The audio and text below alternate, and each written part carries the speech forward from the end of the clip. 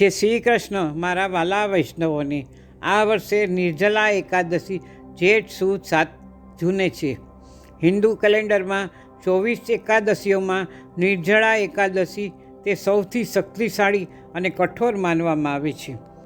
આ દિવસે નિર્જળા પાણી વગર ઉપવાસ કરવું એ વર્ષની બધી 24 એકાદશીઓ પાળવા સમાન છે. એકાદશી ભગવાન વિષ્ણુને સમર્પિત છે અને ભક્તોના ભૂતકાળના પાપોની ક્ષમા અને સ્વાસ્થ્ય, સમૃદ્ધિ અને મુક્તિ માટે આશીર્વાદ માંગે છે. નિર્જલા એકાદશી, જેને ભીમસેની એકાદશી તરીકે પણ ઓળખવામાં આવે છે.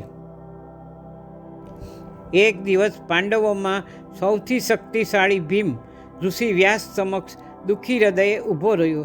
તેમણે કહ્યું, ગુરુજી, હું ધર્મનું પાલન કરવા માગું છું, પણ હું મારી ભૂખને કાબૂમાં રાખી શકતો નથી. હું એકાદશીના વ્રત કરવામાં નિષ્ફળ ગયો છું. વ્યાસે તેમની તરફ કરુણાથી જોયું અને તેમણે ભીમને જે કહ્યું તેનાથી સૌથી શક્તિશાળી એકાદશી નિર્જલા એકાદશીનો જન્મ થયો. આજે હું તમને આ પવિત્ર દિવસની દંતકથા, ધાર્મિક વિધિઓ અને અવિશ્વસનીય ફાયદાઓ હું તમને કહીશ. વ્યાખ્યાન તરીકે નહીં, પરંતુ એક વાર્તા તરીકે, જે તમારી સાથે કાયમ રહેશે. અંત સુધી મારી સાથે રહો, કારણ કે આ ચૂકી જવાનો અર્થ બધી 24 એકાદશીઓનું પુણ્ય ચૂકી જવાનો હોઈ શકે છે. જો તમે કોઈ એવી વ્યક્તિ છો જે એકાદશીના ઉપવાસ ભૂલી જાય છે અથવા તો ચૂકી જાય છે, જો તમે એક જ દિવસમાં બધી 24 એકાદશીઓના આશીર્વાદ મેળવવાનો સરળ રસ્તો ઈચ્છતા હોવ તો આ એક વાર્તા, આ એક દિવસ તમારા માટે બધું બદલી શકે છે. તેને નિર્જલા એકાદશી કહેવામાં આવે છે, પાણી વગરની એકાદશી. અને અહીં તેની પાછળની દૈવી વાર્તા છે. વનવાસ દરમિયાન પાંડવોએ કડક આધ્યાત્મિક શિસ્તનું પાલન કર્યું. યુધિષ્ઠિર, અર્જુન, નકુલ અને સહદેવ બધા નિયમિતપણે એકાદશી ઉપવાસ કરતા, પરંતુ ભીમ, જે બધામાં સૌથી શક્તિશાળી છે, તેની એક જ નબળાઈ હતી, ભૂખ. તેણે ઋષિ વ્યાસ સમક્ષ કબૂલ્યું, ગુરુજી, મારી ભૂખ બેકાબૂ છે. હું દિવસમાં એક જ વાર ખાઉં છું. રાક્ષસો સાથે લડી શકું છું, પણ ભૂખ સામે નહીં. હું એકાદશીનું પુણ્ય કેવી રીતે મેળવીશ?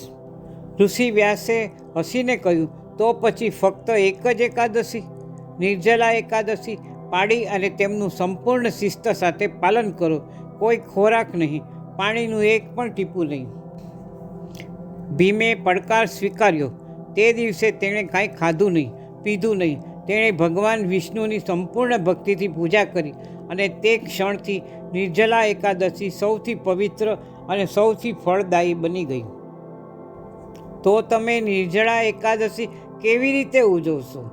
બ્રહ્મ મુહૂર્ત દરમિયાન વહેલા ઉઠો, સ્નાન કરો, સ્વચ્છ કપડાં પહેરો અને ભગવાન વિષ્ણુના ચિત્ર અથવા તો મૂર્તિ સમક્ષ બેસો. ઘીનો દીવો પ્રગટાવો, તુલસીના પાન, પીળા ફૂલો, ફળો અર્પણ કરો અને ઓમ નમો ભગવતે વાસુદેવાયનો 108 વખત જપ કરો. ઉપવાસ સૂર્યોદયથી શરૂ થાય છે અને બીજા દિવસે સૂર્યોદય થાય ત્યાં સુધી ખોરાક કે પાણી વિના રાખવો જોઈએ.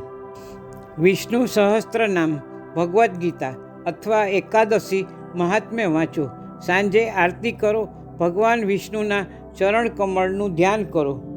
બીજે દિવસે સવારે ગરીબો અને બ્રાહ્મણોને દાન કર્યા પછી ફળો અથવા સાદા ખોરાકથી ઉપવાસ તોડો. જો તમે બીમાર, ગર્ભવતી કે વૃદ્ધ હો તો તમે ફળાહાર, ફળો અને દૂધ લઈ શકો છો, પરંતુ તેમ છતાં ચોખા, અનાજ અને કઠોળને ટાળો. પણ આ દિવસ આટલો શક્તિશાળી કેમ છે? નિર્જલા એકાદશી એવા અદ્ભુત પુણ્યની તિથિ છે કે માત્ર એક દિવસનું નિર્જળ ઉપવાસ પણ સમગ્ર વર્ષની 24 એકાદશીઓ જેટલું ફળ આપનારું છે. તે ભૂતકાળના પાપોને ધોઈ નાખે છે, તમારા પરિવારનું રક્ષણ કરે છે, શક્તિ, શાંતિ અને મોક્ષ, મુક્તિ આપે છે. એવું કહેવાય છે કે મૃત્યુના દેવતા યમરાજ પણ આ વ્રત રાખનારાઓને આશીર્વાદ આપે છે અને વિષ્ણુ તેમને વ્યક્તિગત રીતે પોતાની સંભાળમાં લે છે. ઓમ નમો ભગવતે વાસુદેવાય. આ મંત્રનો 108 વાર પાઠ કરો અથવા તો વિષ્ણુ સહસ્ત્ર નામનો પાઠ કરો. જો તમે આ મંત્રોનો જપ કરો છો તો તમારા ઉપવાસ 10 ગણા વધુ શક્તિશાળી બને છે. તો આ નિર્જળા એકાદશી 7 જૂન 2025ના રોજ આવતી ફક્ત ઉપવાસ નથી, આ આંતરિક શુદ્ધિકરણ, દૈવી જોડાણ અને શાશ્વત આશીર્વાદનો દિવસ છે. જો તમે સંપૂર્ણ ઉપવાસ ન કરી શકો તો પણ જેટલું કરી શકો તેટલું કરો. ભગવાન વિષ્ણુ માત્ર ભક્તિ જોવે છે, પણ સાચી શ્રદ્ધા બહુ મોટી છે. નિર્જલા એકાદશી ફક્ત ઉપવાસ નથી, એ છે મન ઇન્દ્રિયો પર નિયંત્રણ, ભક્તિ અને દૈવી આશીર્વાદનો માર્ગ. જો ભીમ કરી શક્યો તો તમે કેમ નહીં?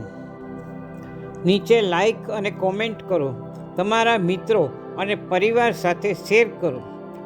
તો શું તમે આ વર્ષે નિર્જલા એકાદશી ચેલેન્જ લઈ રહ્યા છો? જો તમે તૈયાર છો તો કોમેન્ટમાં લખો. વધુ મહાકાવ્ય હિન્દુ વાર્તાઓ માટે લાઈક, શેર અને સબસ્ક્રાઈબ કરવાનું ભૂલશો નહીં. ત્યાં સુધી તમારા હૃદયને સ્વચ્છ, તમારા મનને કેન્દ્રિત અને તમારા આત્માને દિવ્યતા પ્રત્યે સજગ રાખો. જય શ્રી વિષ્ણુ. નિર્જળા એકાદશીના સર્વે વૈષ્ણવોને જય શ્રી કૃષ્ણ.